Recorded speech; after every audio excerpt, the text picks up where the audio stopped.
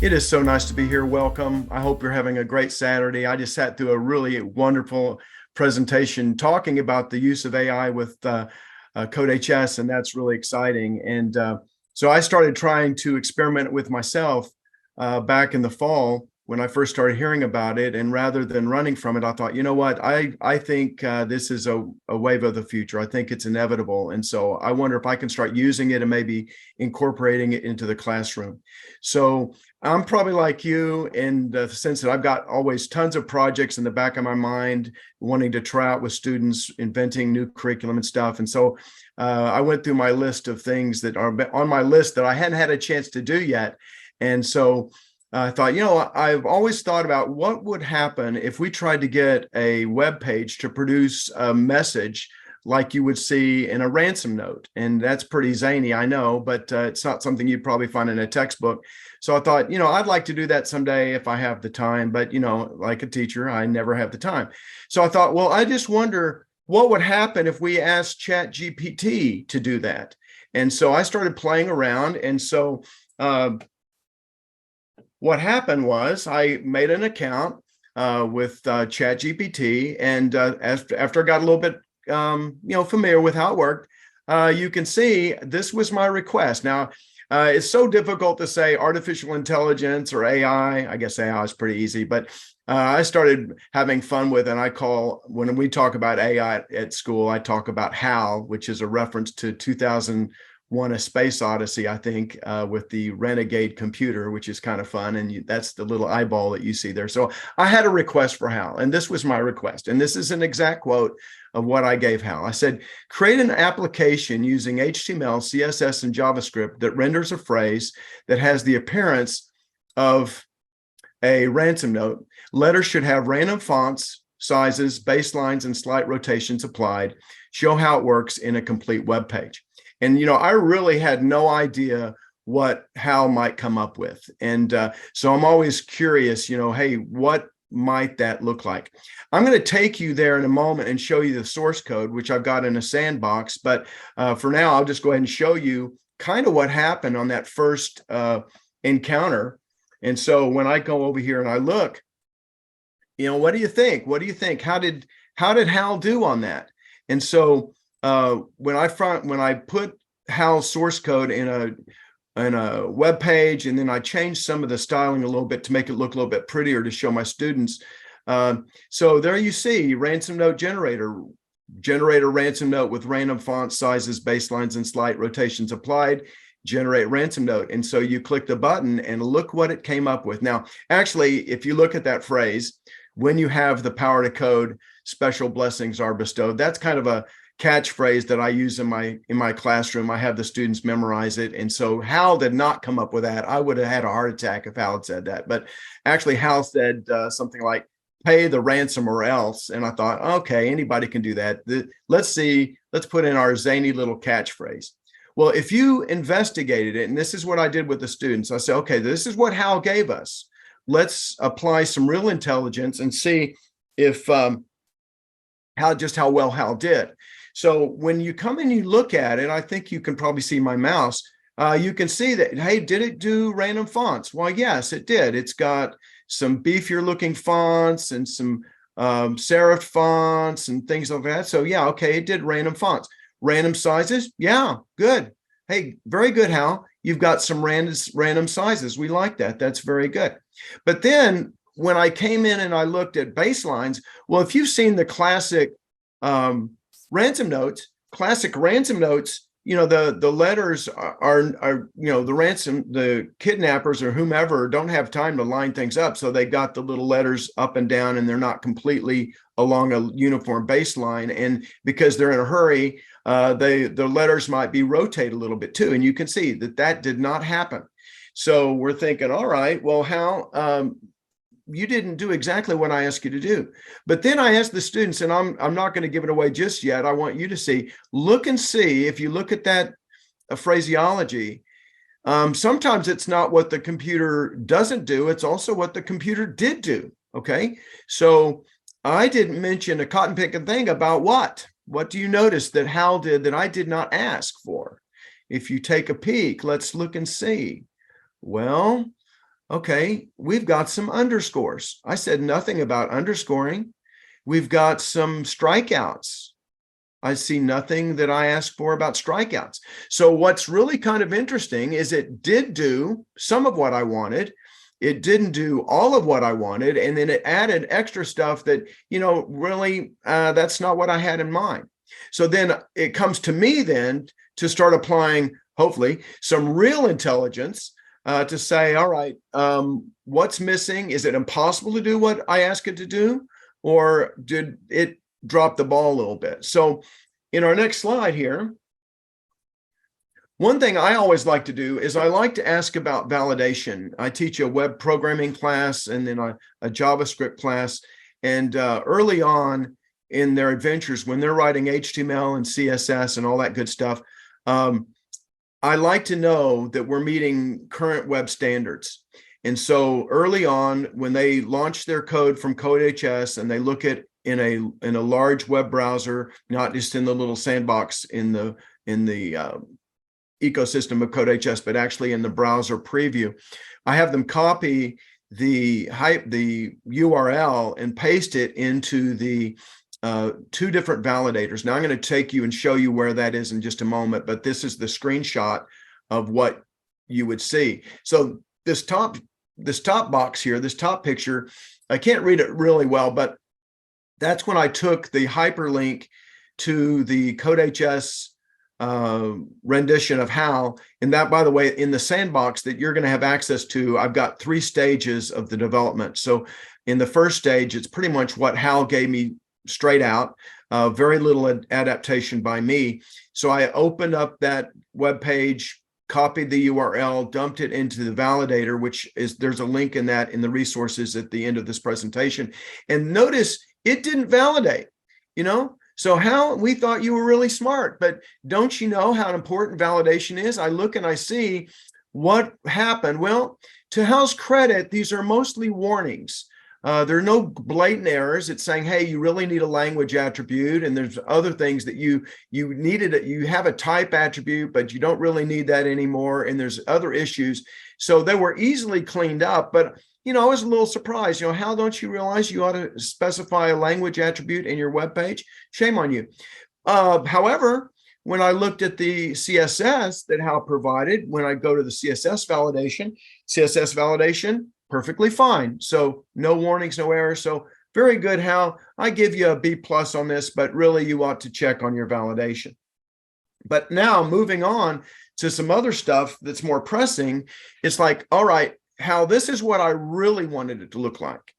I really wanted to have the letters with shifted baselines. I really wanted to have them rotated with the slight rotations. And I didn't think about it at the time, but in ChatGPT, I didn't even mention the idea that, hey, we could put them on little letters or little fragments of paper and make it look more like a cutout. And then later I start thinking, oh, we could really have some fun and, add random colors and all that sort of thing. But I'm sitting there telling HAL, HAL, this is really, I really kind of wanted, and why didn't you give that to me? And so in discussing this with my students, we came to the conclusion, all right, it gave us a framework. It gave us a good launching place, a good place to start from. But now comes the time for adding the real intelligence, we hope.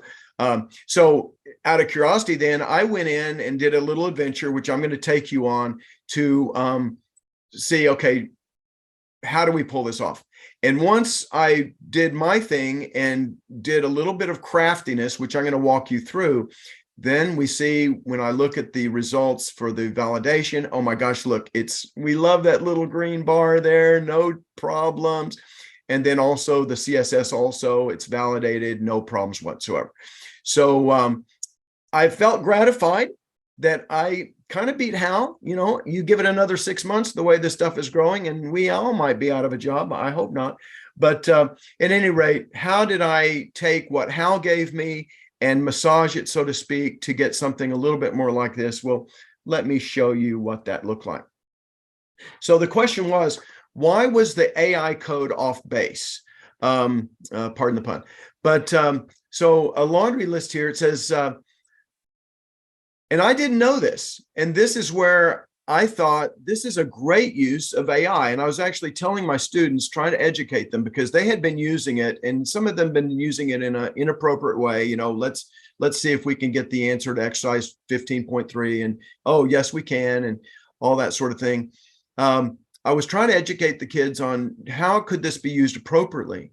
Well, in this case, I learned something new. As it turns out, when you study the code that Hal produced for the rotations, the code was correct, and it was being applied to spanned elements. But spans, if you had any training with web design, that sort of thing, a span in the wild without any extra styling is an inline element. And so it turns out, when I did a little bit of research at W3 Schools, I discovered that the rotation aspect of styling doesn't work with pure inline elements. However, when I went in and noted that the spans were inline by default, and I applied a style of inline block, which is a kind of a variant of inline, hey, the rotations worked. So I felt happy with myself. I know something Hal didn't know. And and I learned something. I would have never known to even look at this had I not been faced with this challenge. So I thought that was really cool. Also, I didn't want they were unwanted and unrequested underlinings and strikeouts. And so it says we removed the unwanted and unrequested underlining and strikeout styles and assigned max min font styles, base shifts, letter spaces, and rotations for the randomly generated parameters. In other words, I put a boundary condition on just how big or how small I wanted the fonts to be. Hal did not do that. And so I thought, I don't want super itty bitty fonts, or as fonts that look like they've got a thyroid condition. I want kind of tamed values, so that's cool. Now, also I noted that Hal did not provide any vertical alignment to the span, had not applied vertical alignment to the spans, and that's not something I do every day. So another resource that I use very often, if you don't use it, it's really nice. W3 Schools is a great place, and I'll take you there in a moment. To do some research and to play with little sandboxes, to experiment with things that are new to you.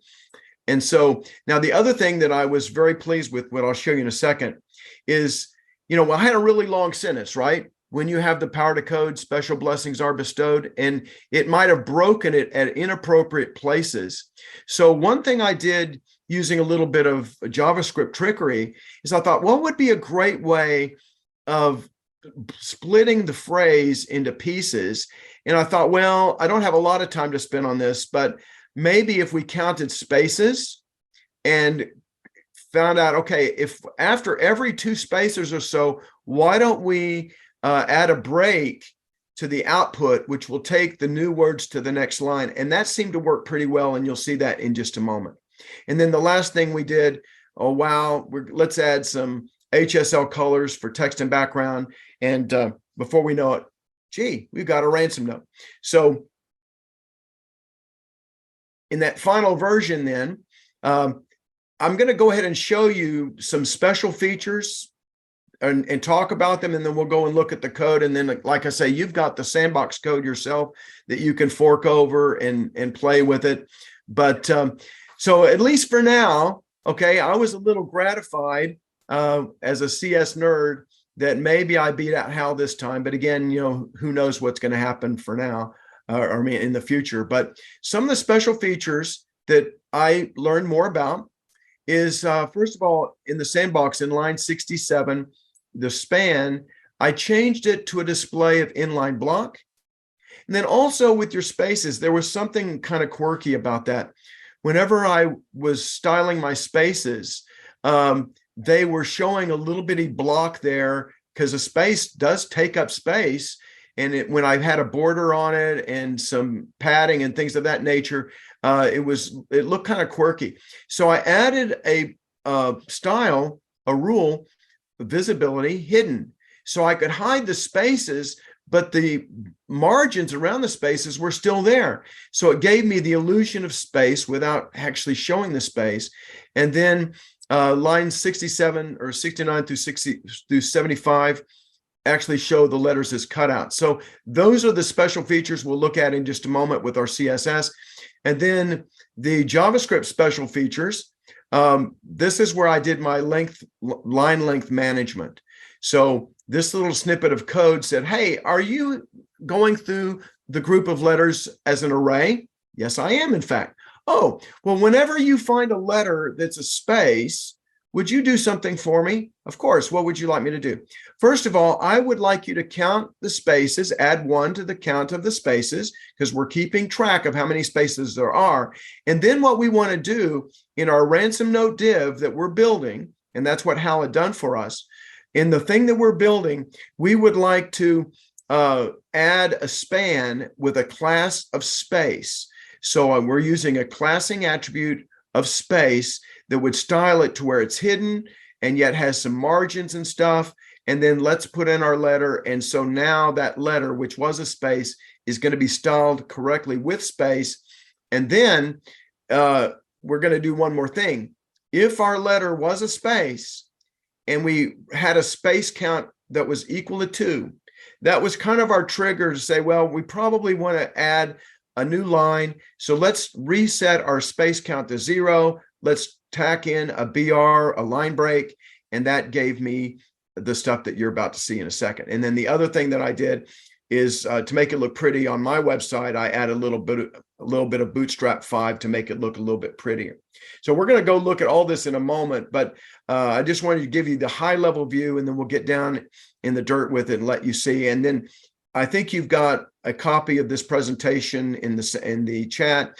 I gave a link to all the things that I've used here, which I'm going to show you in a second. Of course, ChatGPT, there's the thing that you can use to get to that. By the way, you do need to sign up to do that. And then here, I mentioned the validator for HTML and CSS. There are the validators I use. And then here in a moment, this is a little extension I use in Chrome that I really like. It's the Web Developer Toolbar by Chris Pederick, where you can turn on and off your CSS and see, okay, this is what it looks like without. This is what it looks like with. Here's a reference to the vertical line property, which I needed to do a little bit of brushing up with. And then the other thing was the where I hosted this stuff live so students could play with it. I've got 2 sites. One is called Tech Novice Tools, affectionately known as TNT.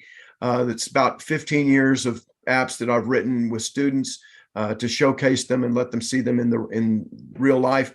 And then I've got a little bit rougher form called TNT Sandbox also, which I'll show you there in a moment. And incidentally, I have a vast array of movie clips that I have at Tech Novice, where if you go and you look, if I'm referring to movies, which I do a lot, I've actually got a movie clip of the famous interaction between astronaut Dave and the mission director Hal, which is really creepy.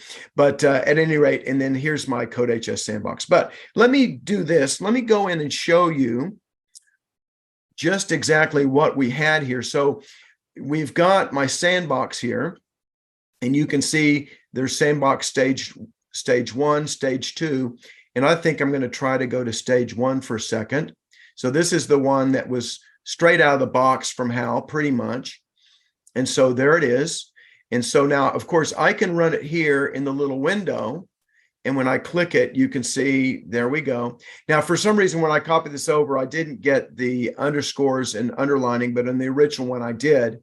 But now I'm going to open this back up into the big browser so I can see it. And it's cutting off a little bit, isn't it? Let's see. So now when I click the ransom note, there it is. When you have the power to code, special blessings are bestowed. And of course, if I go back and look at the source code, let's look and see what Hal gave us. So you can see Hal gave us the traditional doc type, the HTML without the language. Thank you very much, Hal. And then there's the head. Notice it's using just an inline or a page level styling block. And this is great. Also notice gave us my script, and there's a great name, generate ransom note. So it's using meaningful names. I didn't say what function to use. So it's got a very nice name. And as I surmised, it is using arrays. It uses arrays of font family and font sizes. Great, Hal, I'm so proud of you. And then notice what's also it did in generating the random note, in going through and generating the random font family. It's using a for loop and iterating through each of the arrays, grabbing a random element from font families and font sizes, etc. And so I just thought that was spectacular. I thought that was really cool. And then here's the generator ransom note where it's coming in, and notice it's adding spans. So there are the spans being added, and with the random font family stuff. And then here's where it's taking that generated note and using the magic of the DOM, the document object model, it's dumping that generated note into the ecosystem, which I think pretty dang impressive. And then the body's pretty sparse, as you can see. But I just think that's amazing.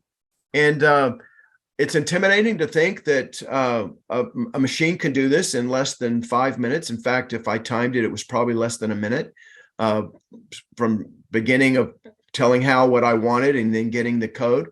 And then I had to go in and clean it up a bit. Now I'm going to show you where this is in where I put it originally. Let's see if I can grab this here. I'm going to come in, let's see. My little window's in the way. Let me move it out of the way here a bit. Okay, so in my site, I'm going to show you that one in a moment. In my site, let's see.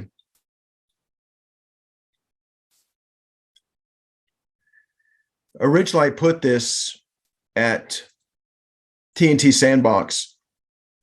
So TNT Sandbox is kind of a rough area where I put in student work and stuff that I haven't fully crafted yet. And so under the simulations area, here's my little ransom note saga. So when I first did this, this is styled using regular styling and using Bootstrap. This is the original one I showed the students. And so when I click generate ransom note, there you can see the understriking and stuff like that. So if you go to my site, which is in the references, you can go there and see what this is, the more crafted version of what Hal gave us. And then I have here a link of here's our prompt and that sort of thing. And you could actually go in. I'm sure you know that you can come in and inspect the code and see exactly what Hal gave us. Now, one thing that I mentioned is that I mentioned a little widget, a little extension in Chrome by Chris Pedrick. It's the web developer toolbar. So this little gear lets me come in and say, okay, just what styling was applied. And so when I do this, I can come in and disable all styles. And so this is what it looks like. Whoops, sorry. This is what it looks like. Oops. Without the styling. Okay. And then if I want to come in and just see it back with the styling again, it's really nice to be able to see that aspect of things. So once I thought, okay, well, Hal, I'm impressed with what you did, but I think I can do better. The second version was where I added the so-called real intelligence. And so now what I wanted to do again was generate some of the stuff that I'd mentioned in the notes in the PowerPoint. And so now, oh, there we go. So this is with adding just a little bit of extra styling, changing the span. So each one of these is encased in a span. The span has now been changed to inline block rather than just pure inline. And each span has been added a little bit of border, a little bit of shading. And then, of course, now they rotate. I've got a little bit of margin between these guys. You can see that now it looks more like your classical ransom note. Now, the other thing that I wanted to do after students started talking about it was, well, you know, I'd like to put in my own messages. So, okay, well, what would be involved with that? So we actually made that into a project rather than having a hardwired, when you have the power to code, special blessings are bestowed. What if I want my own messaging? And so that's when I took this stuff and migrated back over to Tech Novice, Tech Tools, Novice Tech Tools, the site there is, actually, there's the actual site. And the way that you would get there is you go through to the JavaScript apps. There's the Ransom node. So the thing that's different here, I'm using a lot of Bootstrap to make it easier, to make it look nicer. So what's going on here is that I can actually put in the message. So if I wanted to say something like, welcome to the CodeHS virtual workshop. Okay, so now I can put in my own custom messages, create. There we go. So now if you think about the phrase welcome to, okay, so there's going to be a space between the E and the T. There's going to be a space after the O. So where it's going through and generating the spans that are part of this message, it's counting the spaces. Oh, I see 2 spaces there. Okay, he said when I saw 2 spaces, set the space counter back to 0, add a break, and then I've got my new words. So there's the with the space, and then CodeHS, the space, and then the virtual with the space. And so now it's nice I don't have that awkward break that I might have seen had I not done the spacing. Okay, so that's what it looks like when you really use it. And again, I will nearly always do something like this with the students. I'll say, okay, now let's just get an appreciation once more of just how powerful CSS is. So this is what we've got with all of our CSS magic. And then if I turn off the CSS, wow, what a difference it makes. And again, the thing that's so cool is that I used HAL to give me a running start. It wasn't exactly what I wanted at first. Now, who knows, in another year, it might be shocking what it will give us. I don't know. Now I can turn this back on. And so that's what it really looks like. So that's kind of cool. Now, also, just out of curiosity, we were talking about the idea of validation. So now, when I validated the original page, this is the validator.w3.org. You're probably aware of it. It's the website that's free that lets me type in. So the way that I get here from CodeHS is I launch in this case, I was launching stage 1 from the CodeHS ecosystem, opening it up in the browser. I simply copied the URL, and then I said check, and here you see it's how you did a pretty good job. There's no errors. There are some warnings. The warnings, we needed a lang attribute to the HTML, okay, and my students have learned that they need to do that. In big projects, I do require them to make sure that their stuff validates. Then the type attribute for the style element is not needed and should be omitted. So if you look here, they're telling us that the style block tag has got a type text CSS. Well, once upon a time that might have been necessary, but they're saying no longer do you need that. And then likewise, the warning or the type attribute is unnecessary for JavaScript resources. All right, so HAL was giving us a little bit more than what it really needed to do. And so I use this as a teaching moment then to say, what do the warnings mean? And so I was really pleased with this. At this point, our school had not locked down AI. In fact, I went to my management and said, look at what I'm doing. I want you to see what I'm doing. I'm trying to show the kids a responsible usage of artificial intelligence to show that it's not perfect, but you can add real intelligence to it and hopefully get them to see things they otherwise would not see. And in spite of my lovely request to have it keep it open, other teachers were terrified of what it might mean to the school, so they did lock it down, and I kind of do understand why. But anyway, we just had to apply a little bit of extra research to get these warnings to go away. Also, if you look at the W3 Schools one for CSS validation, Hal was good with the CSS. There were no errors with the CSS. So that's pretty cool. Now, in doing the research that I had been, I don't use vertical alignment every day of the week in web design. It's something I didn't know very much about. So again, a lovely place. If you don't use it, we use it nearly every day. W3 Schools.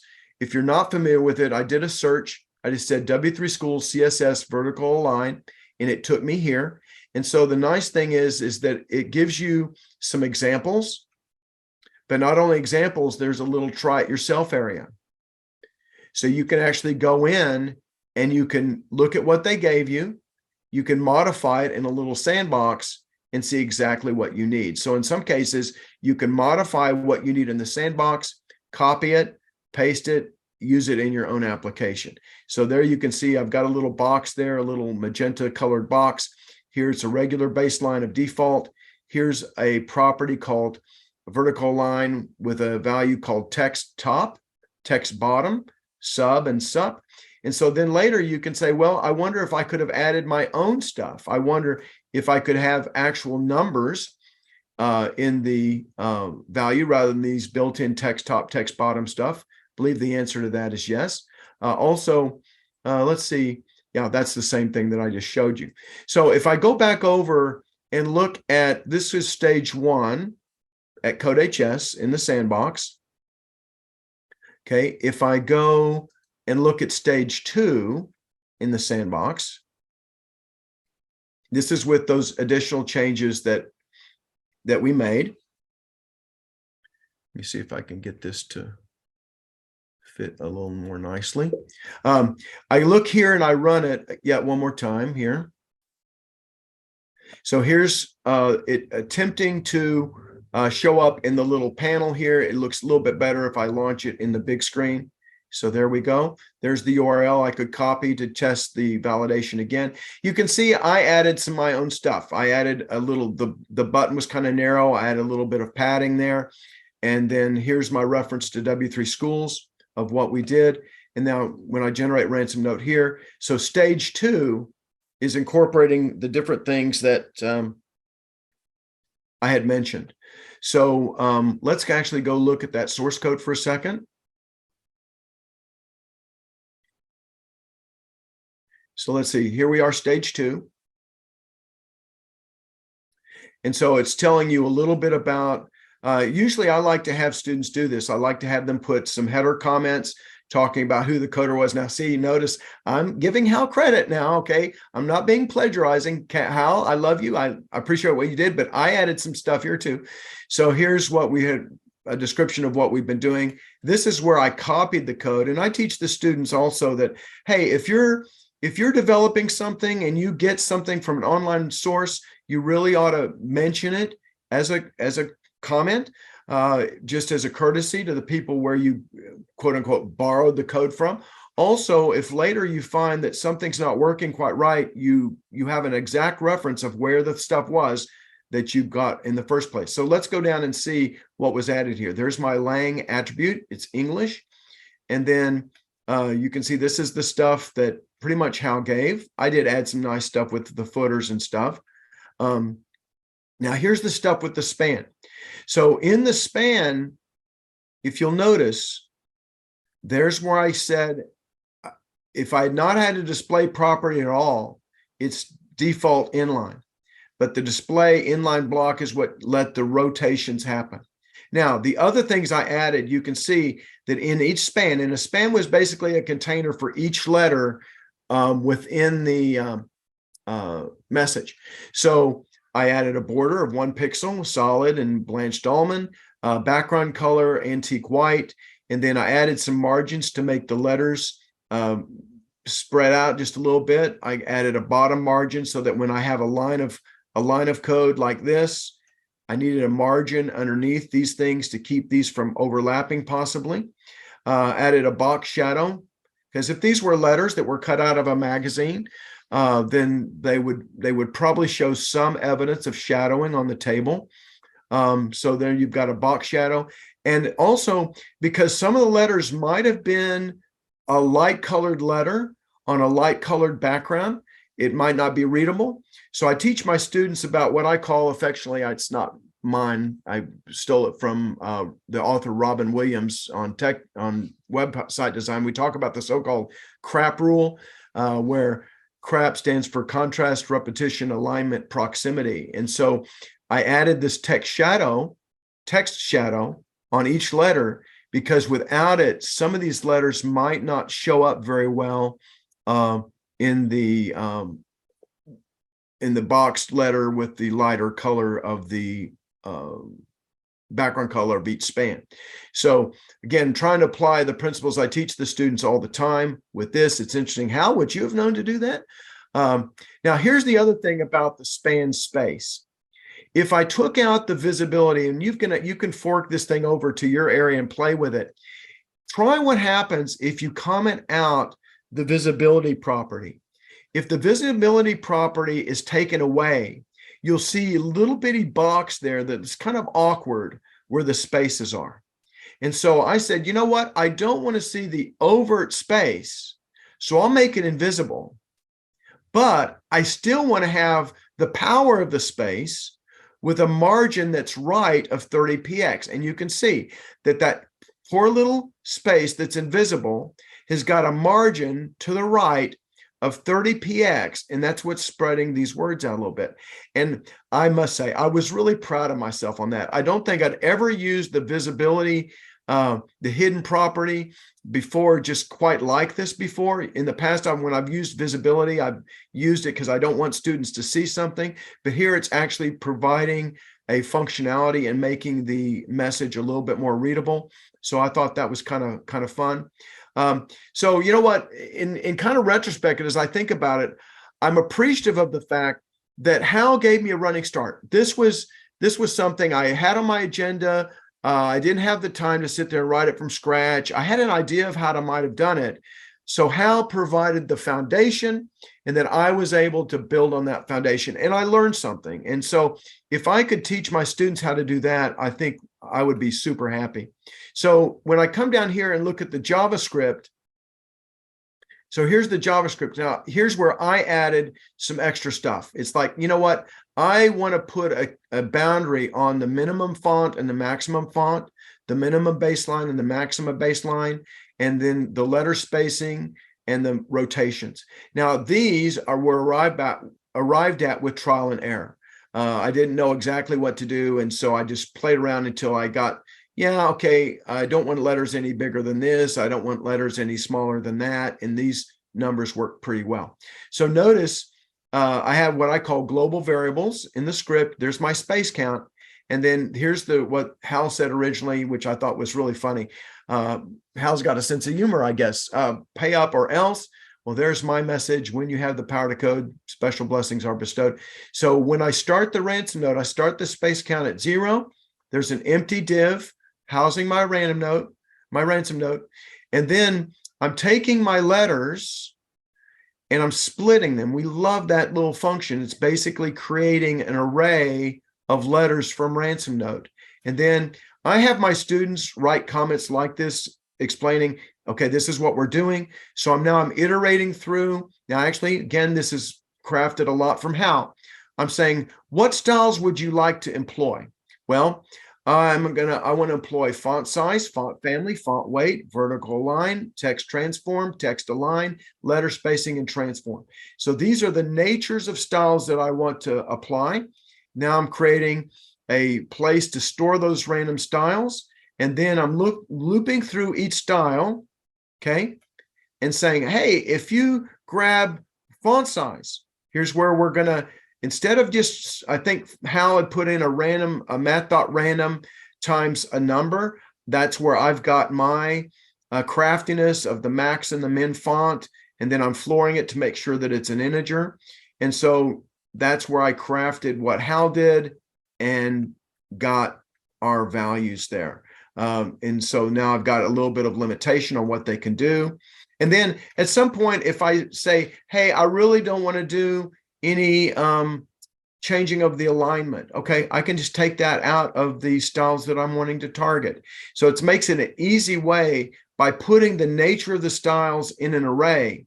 If someone says, well, I really don't like the letter spacing aspect, I really don't like the text transform aspect of maybe making things bold or whatever. Okay, well, I'll just get rid of it then by taking it out of here, so that if I take it out of the list of available styles, when I iterate through those styles, it will not show up there. So a great use of a for loop with lots of if and else if logic. Let's see if there's anything else. I think I mentioned that here's the stuff with dealing with spaces. Okay. Now, one thing you might notice, and this is something I pointed out to the students as well, is, when you're coding, of course, quotes have meaningful coding nature. I mean, a quote is a delimiter in many cases. And so if I'm needing to have a quote in a div, in a message, that's awkward, right? Because the JavaScript might be thinking of it as an ending of a statement or something like that. So here's where we're using our escape characters. I need to have class equal quote space unquote in the text of the ransom note. How am I going to get that in there? Well, I've got to use an escape sequence. And so that's what's going on with that. Of course, here's the lovely little if space count double equal 2. And of course, I'm always raging with the students on don't use single equal, use double equal. And then the other thing that you might notice here's where I'm using use. So I find rather than using RGB, I like to use hue, saturation, and brightness. I find that much easier to use. So here I'm getting a random hue, and that's where I'm getting the different colors. And I see we're about out of time. I've tried to walk you through what improvements I made to how.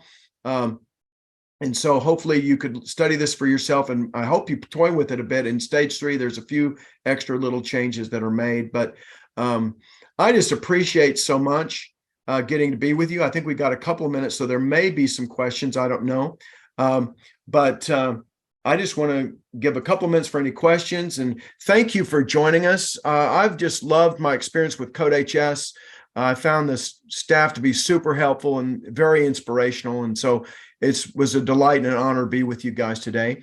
And so if you want to reach me, here's my email. This is my site that I use to kind of showcase work that me and my students have done through the years. But I don't know if there were any questions, but I'd try. We've got maybe a minute or so left. Were there any questions that I could address? And I'm going to stop sharing.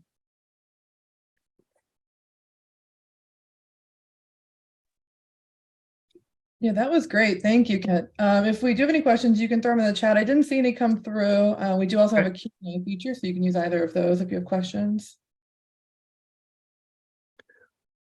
Well, I would love to hear from any of you that joined us today. If you have any other insights about how you've used artificial intelligence in the classroom, I would love to hear about that. I'm the only CS teacher at our school, and so I can do whatever I want, but it's lonely in the sense that I don't get to bounce off ideas with other teachers. So getting to work with you guys is a pure delight. Well, thank you. That was awesome. I love, like you said, seeing responsible ways to use AI in the classroom and showing kids kind of navigating them towards that. So that was great.